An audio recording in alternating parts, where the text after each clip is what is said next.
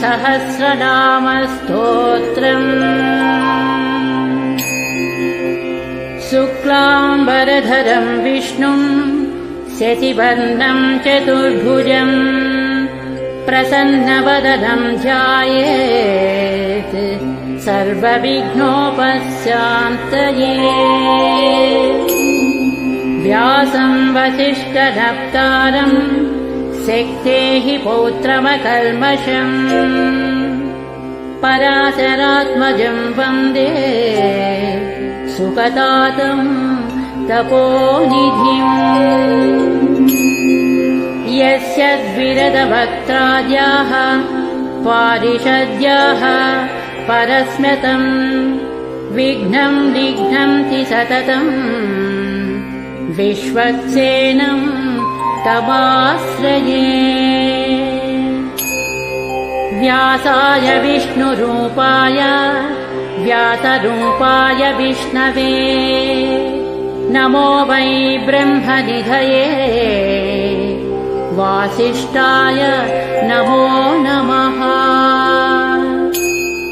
अविकाराय शुद्धाय नित्याय परमात्मने सदैकरूपरूपाय विष्णवे सर्वजिष्णवे यस्य स्मरणमात्रेण जन्म संसारबन्धनात् विमुच्यते नमस्तस्मै विष्णवे प्रभविष्णवे ॐ नमो विष्णवे प्रभविष्णवे सच्चिदानन्दरूपाय कृष्णया क्लिष्टकारिणे नमो वेदान्तवेद्याय गुरवे बुद्धिसाक्षिणे कृष्णद्वैपायनं व्यासम् सर्वलोकहिते रतम् वेदाब्जभास्करं वन्दे समाधिनिलयं मुनिः सहस्रमूर्तेः पुरुषोत्तमस्य सहस्रनेत्राननपादबाहो सहस्रनाम्नां स्तवनं प्रशस्तम् निरुच्यते जन्मजरादिशान्त्यैः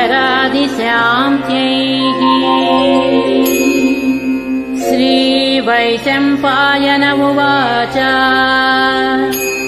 श्रुत्वा धर्मानशेषेण पावनानि च सर्वशः युधिष्ठिरस्यान्तनवम् पुनरेवाभ्यभाषत युधिष्ठिर उवाच किमेकं दैवतं लोके किं वाप्येकं परायणं स्तुवन्तः कं कमर्चन्तः प्राप्नुयुर्मानवाः शुभम् को धर्मः सर्वधर्माणां भवतः परमो मतः किं जपन् मुच्यते जन्तुर्जन्म संसार बन्धनात् श्रीभीष्म उवाच जगत्प्रभुं देवदेवम् अनन्तं पुरुषोत्तमम् स्तुवन्नाम सहस्रेण पुरुषः शततोऽधिकः तमेव चार्चयन् नित्यम् भक्त्या पुरुषमव्ययम् ध्यायन् स्तुवन् नमस्यंश्च यजमानस्तमेव च अनादिनिधनं विष्णुम् सर्वलोकमहेश्वरम् लोकाध्यक्षम् स्तुवन् नित्यम् सर्वदुःखादिगो भवेत् ब्रह्मण्यम् सर्वधर्मज्ञम् लोकानां कीर्तिवर्धनम् लोकनाथम् महद्भूतम् सर्वभूतभवोद्भवम् एष मे सर्वधर्माणां धर्मोऽधिगतमो मतः य यद्भक्त्या पुण्डरीकाक्षम् स्तवैरर्चेन्नरः सदा। परमं यो महत्तेजः परमं यो महत्तपः परमं यो महद्ब्रह्म परमं यः परायणम्। पवित्राणां पवित्रं यो मङ्गलानां च मङ्गलम् दैवतं देवतानां च भूतानां यो व्ययः पिता।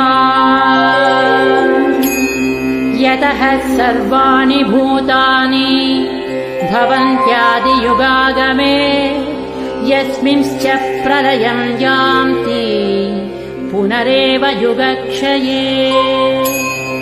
तस्य लोकप्रधानस्य जगन्नाथस्य भूपते विष्णोर्नाम सहस्रं मे शृणु पापभयापहम्। यानि नामानि गौणानि विख्यातानि महात्मनः ऋषिभिः परिगीतानि तानि वक्ष्यामि भूतये। विष्णोर्नाम सहस्रस्य वेदव्यासो महामुनिः छन्दोनुष्टुप् तथा देवो भगवान् देवकी सुतः। अमृतांशोद्भवो बीजम् शक्तिर्देवकी नन्दनः त्रिसामा हृदयम् तस्य शान्त्यर्धे विनियुज्यते। विष्णुं जिष्णुं महाविष्णुं प्रभविष्णुं वचेश्वरम् अनेकरूपदैत्यान्तं नमामि पुरुषोत्तमम्। न्यासः अस्य श्रीविष्णोर्दिव्यसहस्रनामस्तोत्र महामन्त्रस्य श्रीवेदव्यासो भगवान् ऋषिः अनुष्टुप् छन्दः। श्रीमहाविष्णुः परमात्मा श्रीमन्नारायणो देवता। अमृतांशोद्भवो भानुरिति बीजम् देवकी नन्दनः स्रष्टेति शक्तिः। उद्भवः शोभनो देव इति परमो मन्त्रः। शङ्खभृन्नन्दकी चक्रीति कीलकम् शान्यधन्वा गदाधर इत्यस्त्रम् रथाङ्गपाणिरक्षोभ्य इति नेत्रम् त्रिसामा सामगः सामेति कवचम् आनन्दम् परब्रह्मेति योनिः। ऋतुः सुदर्शनः काल इति दिग्बन्धः श्रीविश्वरूप इति ध्यानम्। श्रीमहाविष्णुः प्रीत्यर्थे श्रीसहस्रनाम जपे विनियोगः। ध्यानम् क्षीरोधन्वत्प्रदेशे शुचिमणिभिरसत्सैकते मौक्तिकानाम् मालाक्षुप्तासनस्थः स्फटिकमणिनिभैः मौक्तिकैर्मण्डिताङ्गः।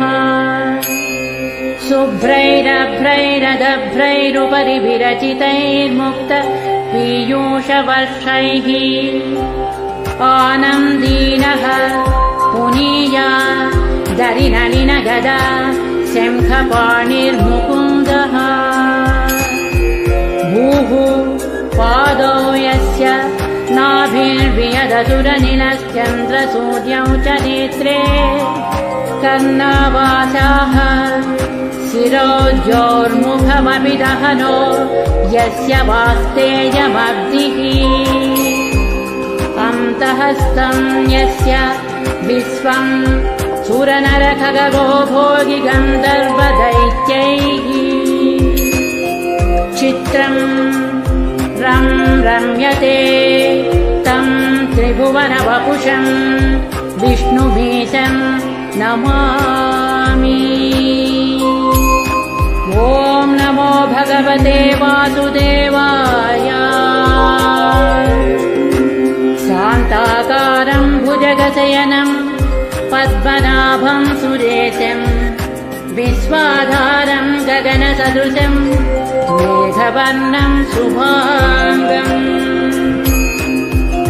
लक्ष्मीकान्तं कमलनयनं योगिहृज्जानगम्यं वन्दे विष्णुं भवभयहरं सर्वलोकैकनाथम्।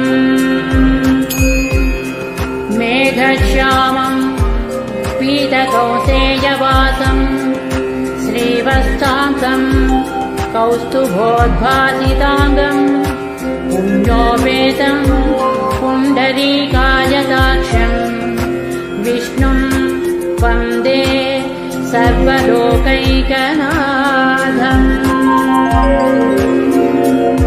नमः समस्तभूतानाम् आदिभूताय भूभृते अनेकरूपरूपाय विष्णवे प्रभविष्णवे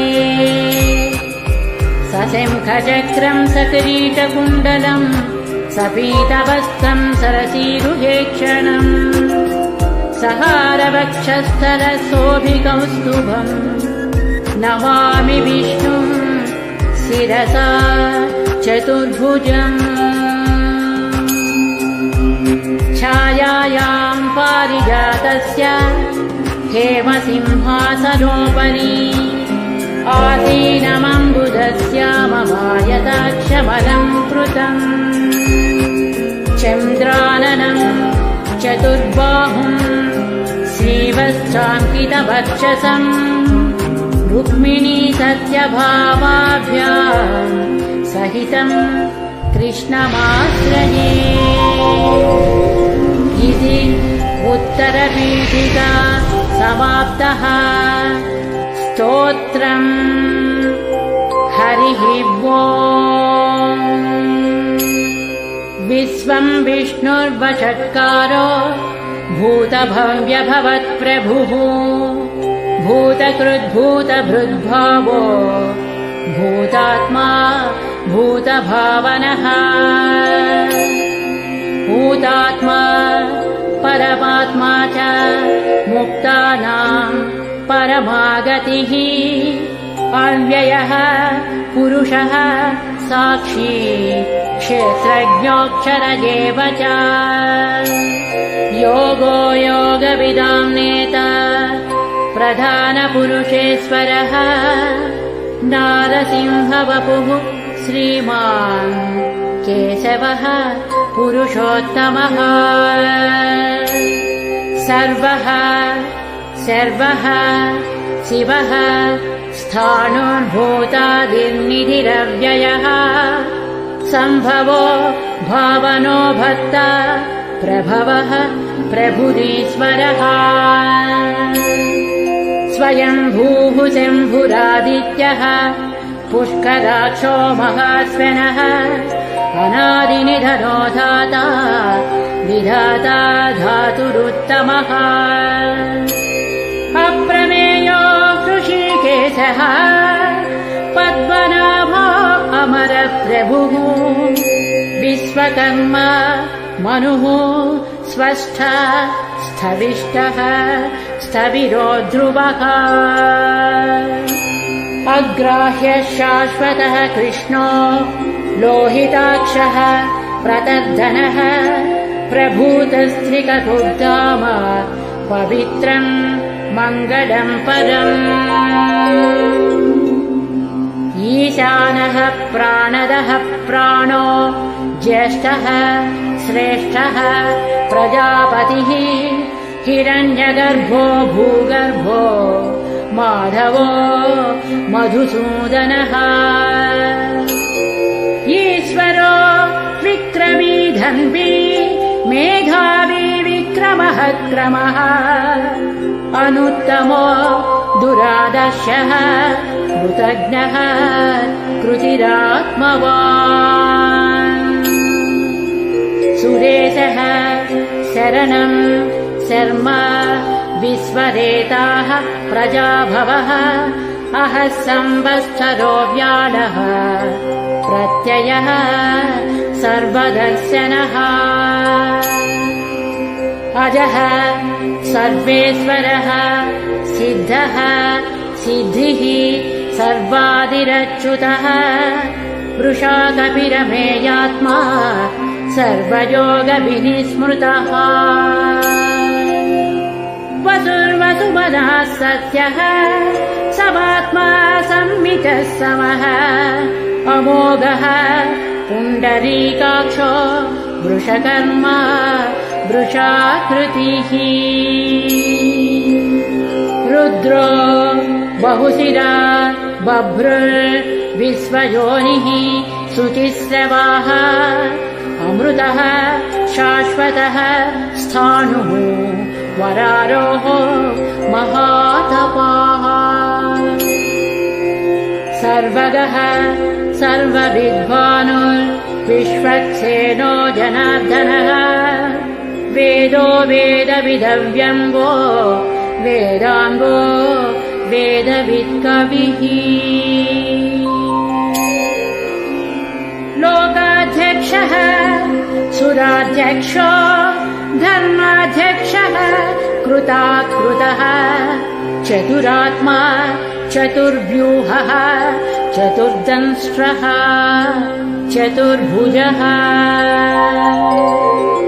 भ्राजिष्णुर्भोजनं भोक्ता सहिष्णुः जगदादिजः अनघो विजयो जेता विस्मयोनिः पुनर्वसुः भूपेन्द्रो वामरः प्रांशु अमोघः शुचिरोज्जितः अतीन्द्रः संग्रहः सर्गो धृतात्मा नियमो यमः वेद्यो वैद्यः सदा योगी वीरः माधवो मधुः अतीन्द्रियो महामायो महोत्साहो महाबलः महाबुद्धिर्महावीर्यो महाशक्तिर्महाद्युतिः अनिर्देश्य वपुः श्रीमान् अमेयात्मा महादिधृत् महेश्वानो महीभक्त श्रीनिवासः सतां गतिः अनिरुद्धः सुरानन्दो गोविन्दो गोविदाम्पतिः मरीचिर्दमनो हंसः सुपर्णो भुजगोत्तमः हिरण्यनाभः सुतपाः पद्मनाभः प्रजापतिः अमृत्युः सर्वदृक्सिंहः संधाता सन्धिमास्थिरः अजो दुर्मर्शनः शास्ता विश्रुतात्मा सुरारिः गुरुर्गुरुतमो धामः सत्यः सत्यपराक्रमः निमिषो निमिषः स्रग्मि वाचस्पति रुदारधी अग्रणीः ग्रामणीः श्रीमान् न्यायो नेता समीरणः सहस्रमूर्धा विश्वात्मा सहस्राक्षः सहस्रपात् आवर्तनो निवृत्तात्मा संवृतः सम्प्रमर्दनः अहः संवर्तको बन्धिः अनिलो धरणीधरः सुप्रसादः प्रसन्नात्मा विश्वदृग्विश्वभुग्विभुः सत्कर्ता सत्कृतः साधुः जह्नुर्नारायणो नरः असंख्येयो प्रमेयात्मा विशिष्टः शिष्टकृच्छुचिः सिद्धार्थः सिद्धसङ्कल्पः सिद्धिदः सिद्धिसाधनः वृषाहि वृषभो विष्णुर्वृषपर्वा वृषोधरः वर्धनो वर्धमानश्च विविक्तः श्रुतिसागरः सुभुजो दुर्धरो वाङ्मी महेन्द्रो वसुदो वसुः नैकरूपो बृहद्रूपः श्रीविष्टः प्रकाशनः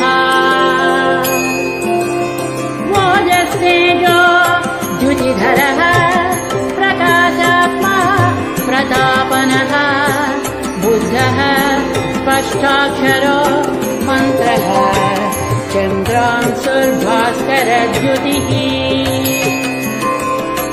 अमृतान्तुद्भवो भानुः शतिबिन्दुः सुरेश्वरः औषधम् जगतः सेतुः सत्यधर्म पराक्रमः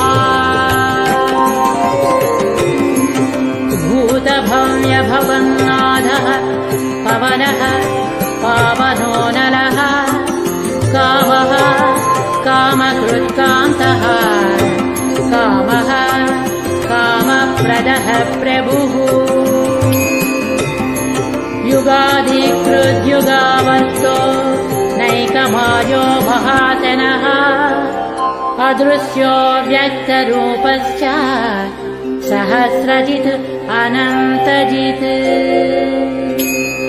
शिष्टो विशिष्टः शिष्ठेष्टः शिखण्डी नहुषो वृषः क्रोधः क्रोधकृत्कर्ता विश्वबाहुः महीधरः अच्युतः प्रथितः प्राणः प्राणदो वासवानुजः अपांनिधिरधिष्ठानम् अप्रमत्तः प्रतिष्ठितः स्कन्दः स्कन्दधरो दुर्यो वरदो वायुवाहनः वासुदेवो बृहद्भानुः आदिदेवः पुरन्दरः अशोकस्तारणस्तारः शूरः सौरिजनेश्वरः अनुकूलः शतावर्तः पद्मी पद्मनिवेक्षणः पद्मनाभो अरविन्दाक्षः पद्मगर्भः शरीरभृत् महद्धिः रुद्धो वृद्धात्मा महाक्षो गरुडध्वजः अतुलः शरभो भीमः समयज्ञो हविर्हरिः सर्वलक्षणलक्षण्यो लक्ष्मीवान् समतिञ्जियः अक्षरो रोहितो मार्गो हेतुर्दामोदरः सः महीधरो महाभागो वेगवान् अमिताचलः उद्भवः क्षोभनो देवः श्रीगर्भः परमेश्वरः करणम् कारणम् कर्ता विकर्ता गहनो गुहः व्यवसायो व्यवस्थानः संस्थानः स्थानदो ध्रुवः परधिः परमस्पष्टः तुष्टः पुष्टः शुभेक्षणः रामो विरामो विरजो मार्गो नेयो नयो नयः वीरः शक्तिमतां श्रेष्ठो धर्मो धर्मविदुत्तमः वैकुण्ठः पुरुषः प्राणः प्राणदः प्रणवः पृथुः हिरण्यगर्भः शत्रुभ्यो व्याप्तो वायुरधोक्षजः ऋतुः सुदर्शनः कालः परमेष्टि परिग्रहः उग्रः संवत्सरो दक्षो विश्रामो विश्वदक्षिणः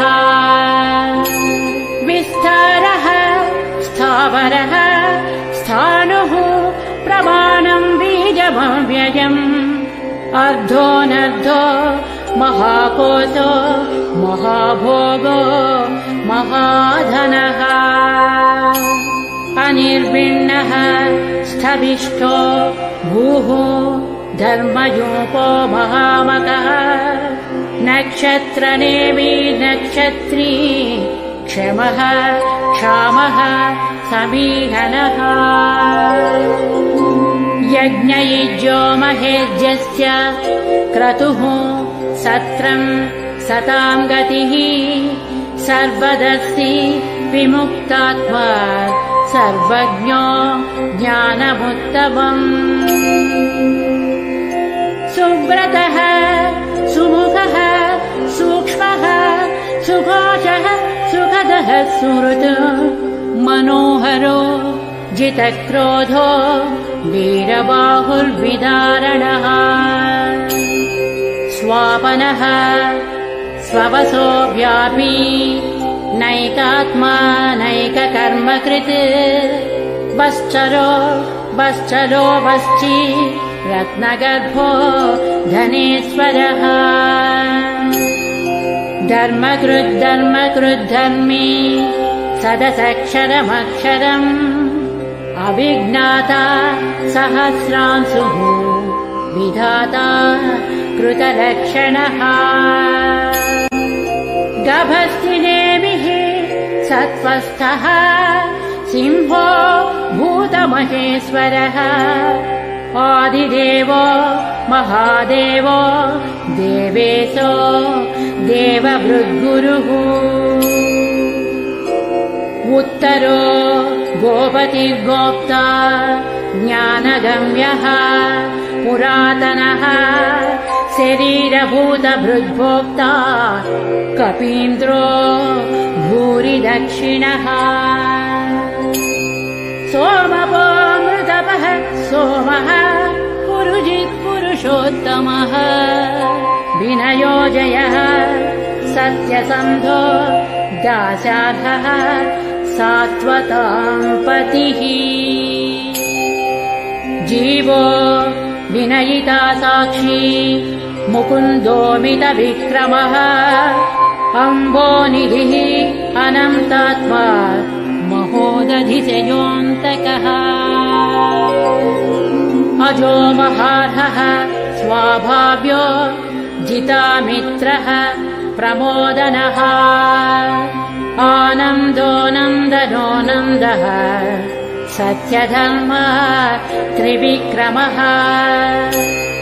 महर्षिः कपिलाचार्यः कृतज्ञो मेदिनीपतिः त्रिपदस्त्रिदशाध्यक्षो महाशृङ्गः कृतान्तकृत्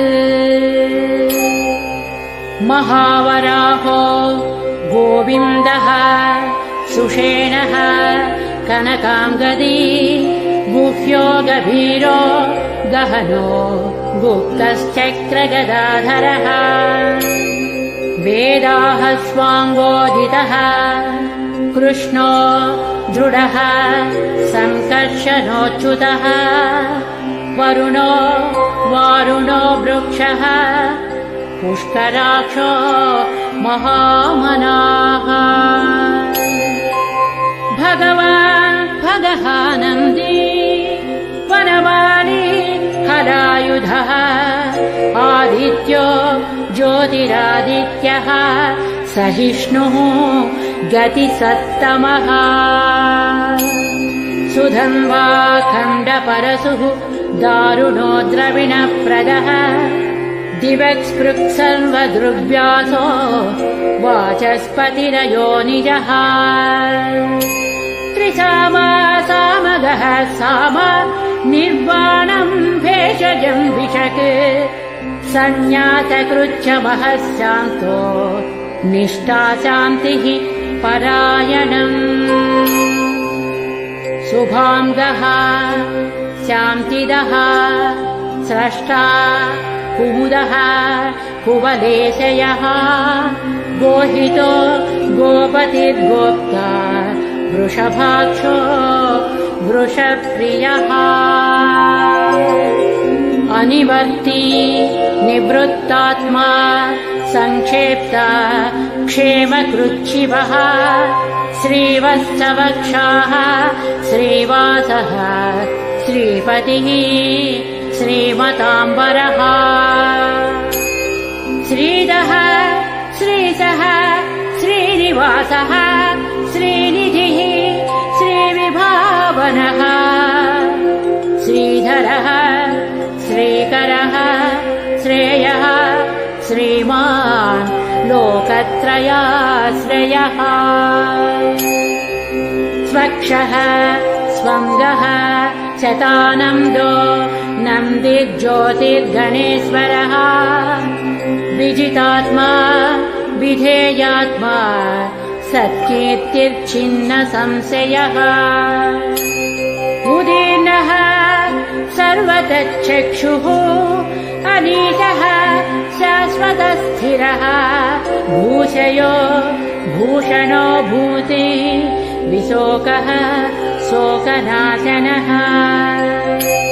अर्चिष्मानर्चितः कुम्भो विशुद्धात्मा विशोधनः अनिरुद्धो प्रतिरथः प्रद्युम्नोमित विक्रमः कालनेमिनिः वीरः शौरिः शूरजनेश्वरः त्रिलोकात्मा त्रिलोकेशः केशवः केशिः हरिः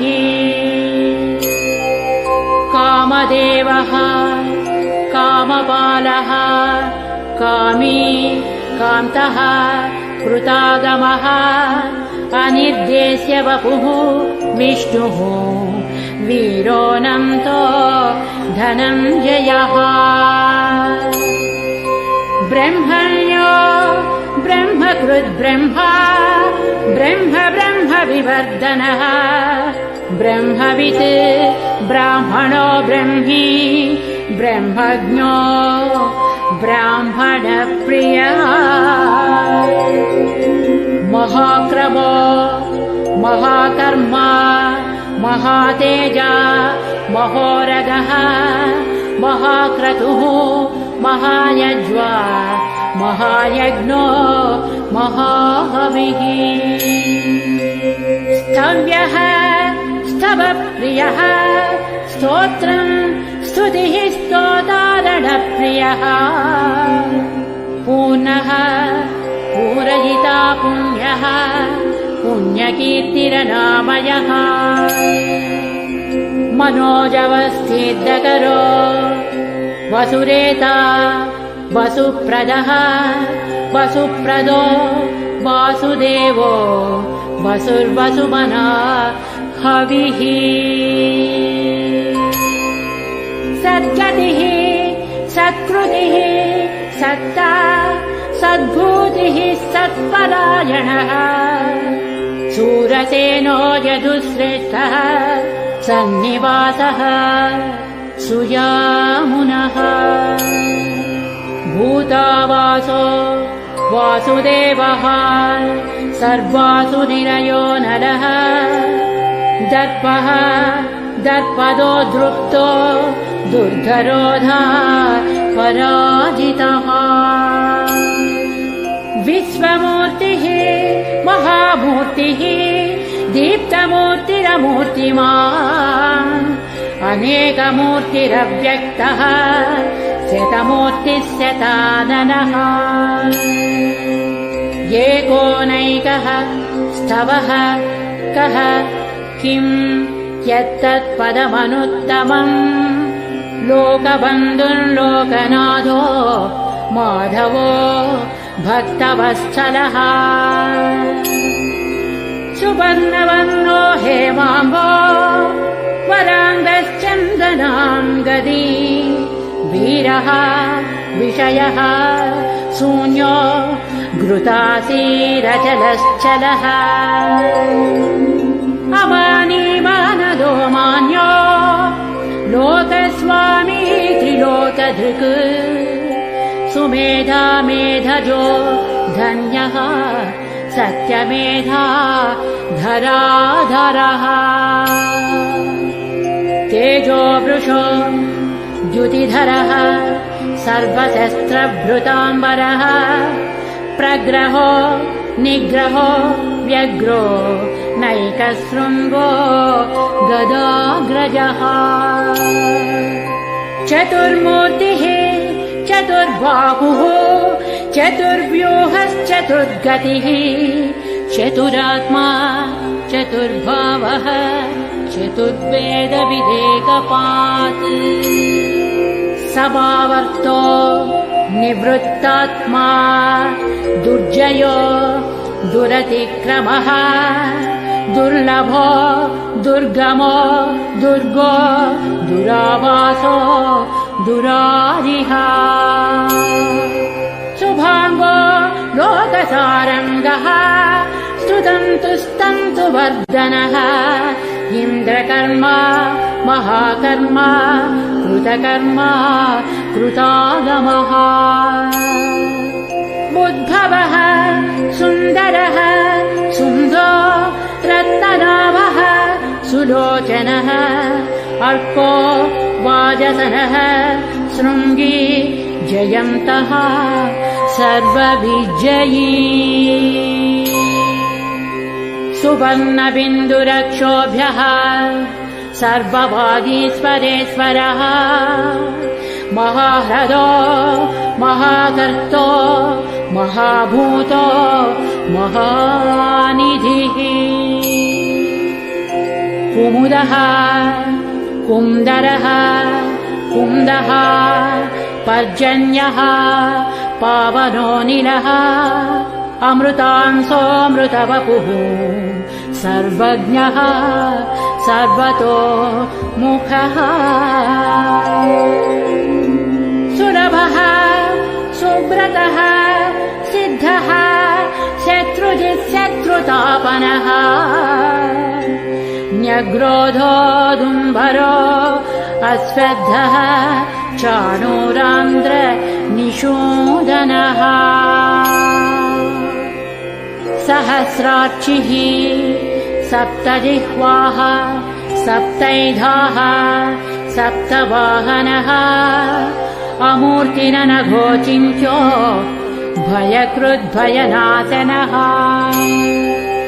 अणुर्बृहत्तृषः स्थूलो गुणभृन्निर्गुणो महान् अधृतः स्वधृतः स्वास्यः प्राग्वंशो वंशवर्धनः भारभृत्कथितो योगी योगीशः सर्वकामदः आश्रमः श्रमणः क्षामः सुपर्णो वायुवाहनः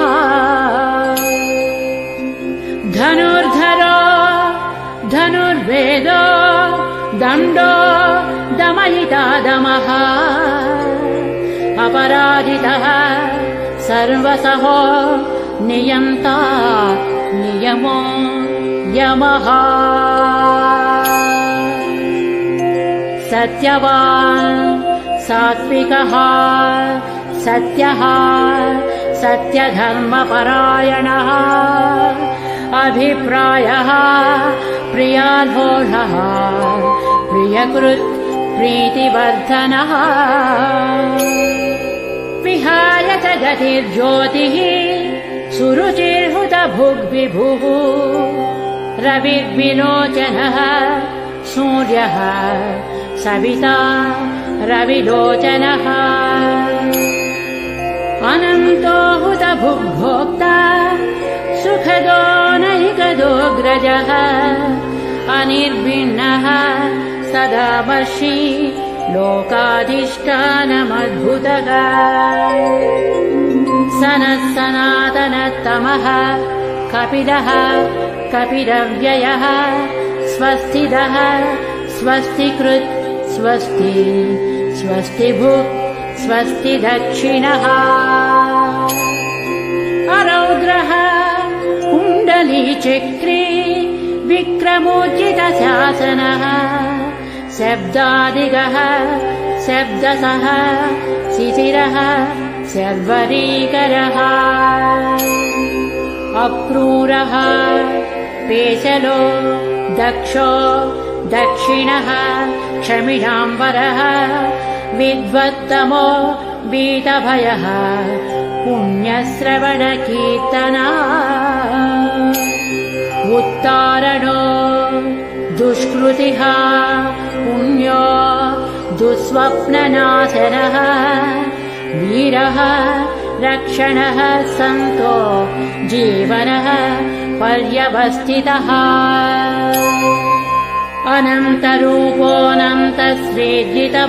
अनन्तरूपोऽनन्तश्रीजितमन्योर्भयापहः चतुरस्रो गभीरात्मा विदिशो व्याधिशो दिशः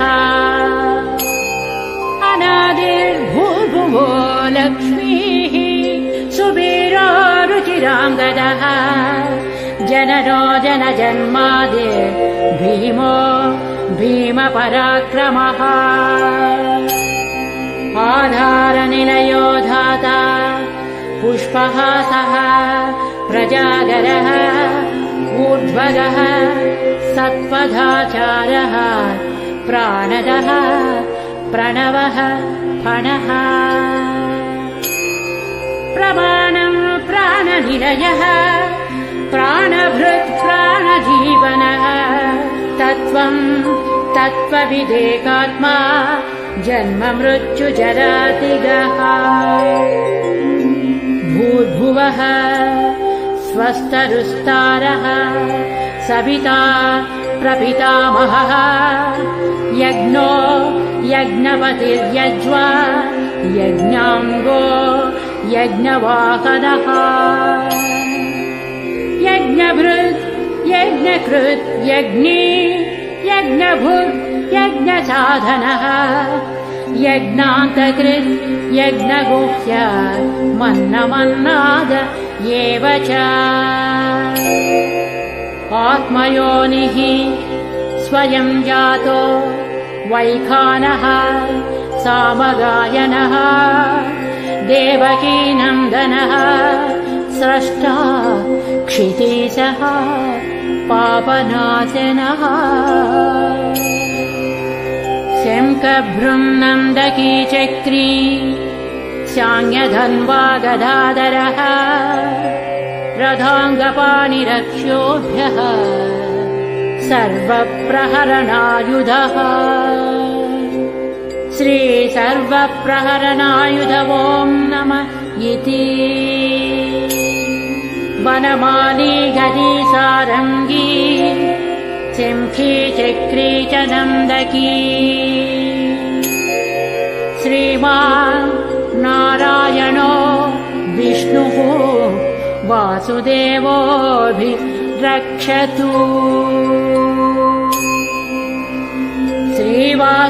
श्रीवासुदेवोऽभिरक्षतो नम इति फलश्रुतिः इतीदं कीर्तनीयस्य केशवस्य महात्मनः नाम्नां सहस्रं दिव्यानाम् अशेषेण प्रकीर्तितम् य इदम् शृणुयान् नित्यम् यच्चापि परिकीर्तयेत् नाशुभम् प्राप्नुयात् किञ्चित् सोमुद्रेण च मानवः वेदान्तगो ब्राह्मणः स्यात् क्षत्रियो विजयी भवेत् वैश्यो धनसमृद्धः स्यात् शूद्रः सुखमवाप्नुयात् धर्मार्थी प्राप्नुयात् धर्मः अर्थार्थी च अर्थमाप्नुयात् कामानवाप्नुयात् कामी प्रजार्थी चाप्नुयात् प्रजाम् भक्तिमान् यः शतोत्थाय शुचिसद्गतमानसः सहस्रम् वासुदेवस्य नाम्नामेतत् प्रकीर्तयेत् यशः प्राप्नोति विपुलम् याति प्राधान्यमेव च अचलाम् श्रियमाप्नोति श्रेयः प्राप्नोत्यनुत्तमम् न भयम् क्वचिदाप्नोति वीर्यम् तेजश्च विन्दति भवत्यरोगो द्युतिमान् बलरूपगुणान्वितः रोगात्तो मुच्यते रोगात् बद्धो मुच्येत बन्धनात् भयान्मुच्येत भीतस्तु मुच्येतापन्नमापदः दुर्गान्यतितरत्यासु पुरुषः पुरुषोत्तमः स्तुवन्नाम सहस्रेण नित्यम् भक्तिसमन्वितः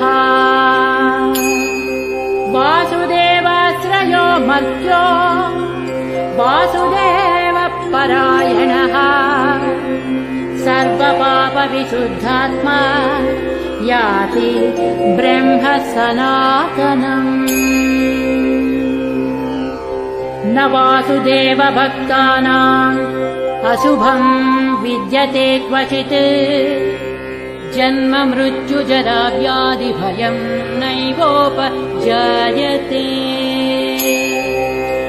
इमं स्तवमधीयानः श्रद्धा भक्तिसमन्वितः युज्येतात्मसुखक्षान्ति श्रीधृतिस्मृतिकीर्तिभिः न क्रोधो न च माश्चर्यम् न लोभो नाशुभामतिः भवन्ति कृतपुण्यानाम् भक्तानाम् पुरुषोत्तमे द्यौः सच्चन्द्रार्कनक्षत्रा खम् दिशो भूर्महो दधिः वासुदेवस्य वीर्येण विधृतानि महात्मनः ससुरासुरगन्धर्वम् जगद्वसे वर्ततेदम् कृष्णस्य सचराचरम् इन्द्रियाणि मनोबुद्धिः सत्त्वम् तेजो बलम् धृतिः वासुदेवात्मकान्याहुः क्षेत्रम् क्षेत्रज्ञ एव च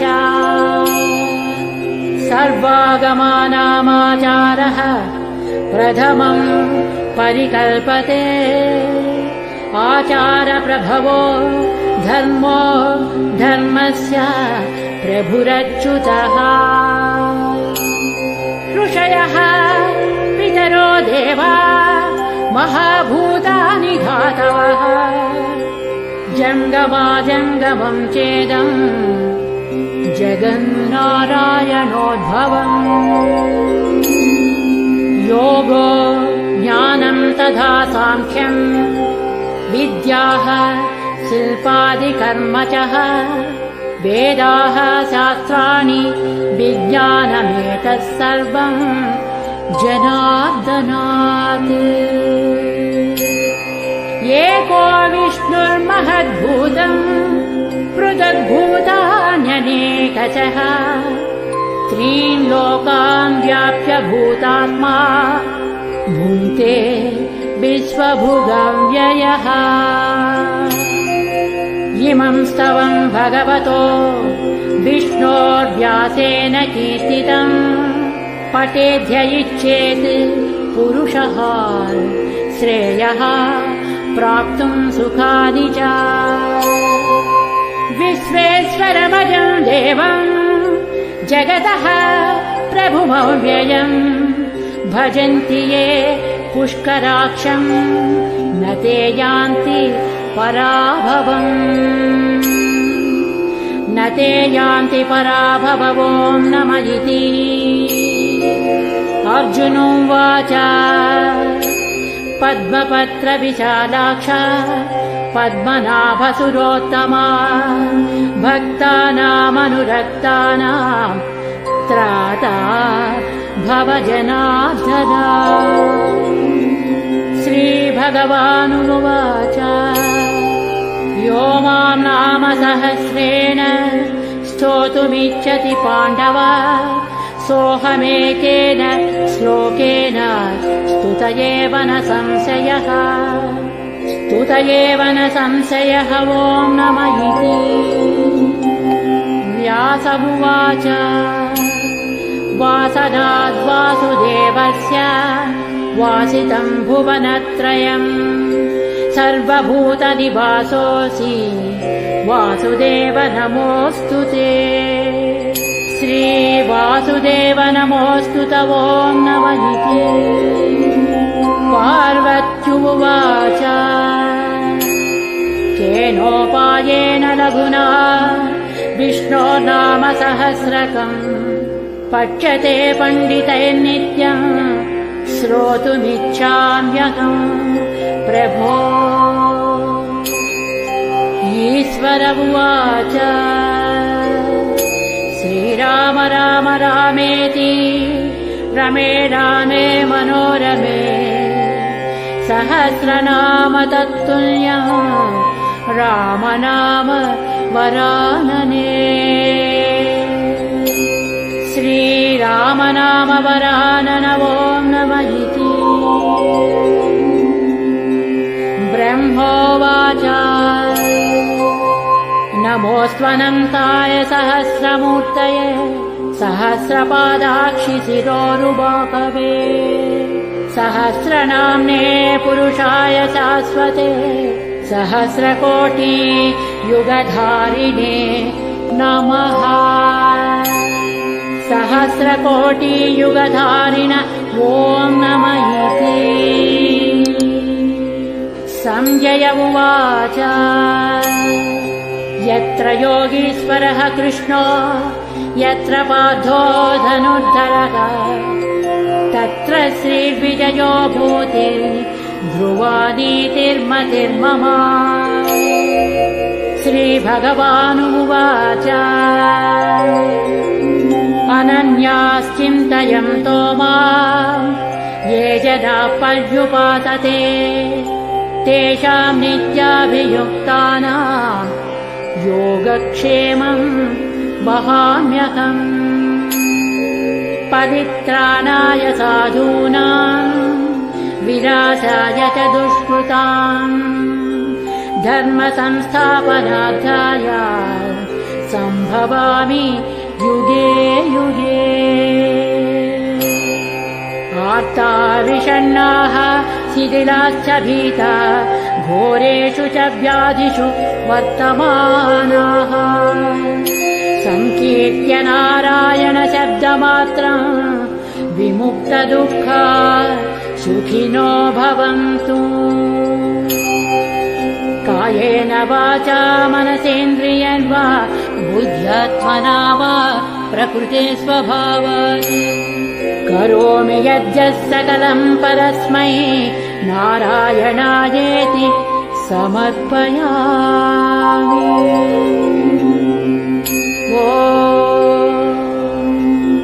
तत्सत् इति श्रीमहाभारते शतसाहस्रिकायां संहितायां वैयासिक्याम् अनुशासनपर्वान्तर्गत अनुशासनिकपर्वणि मोक्षद्वारे भीष्मयुधिष्ठिरसंवादे श्रीर्विष्णोर्दिव्य सहस्रनामस्तोत्रम् नामैकोनपञ्चशताधिकशततमोऽध्यायः।